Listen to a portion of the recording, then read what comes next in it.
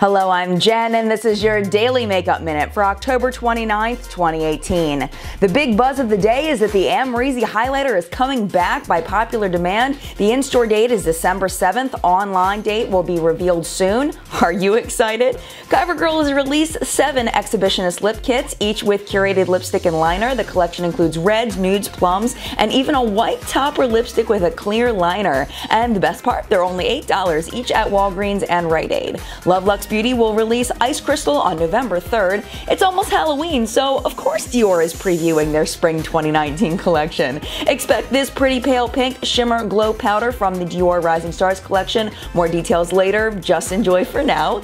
And finally, I Heart Revolution and Makeup Revolution want you to sweeten up your look with refreshing fixing sprays fragranced with cookies and cream, peaches and cream, strawberries and cream, and tutti frutti, now on their site, $8 each. That's it for now. We'll see you here same time tomorrow. Look for Makeup Minute extras on my Instagram, and don't forget our full-length weekly newscast, What's Up in Makeup, every Sunday morning on YouTube.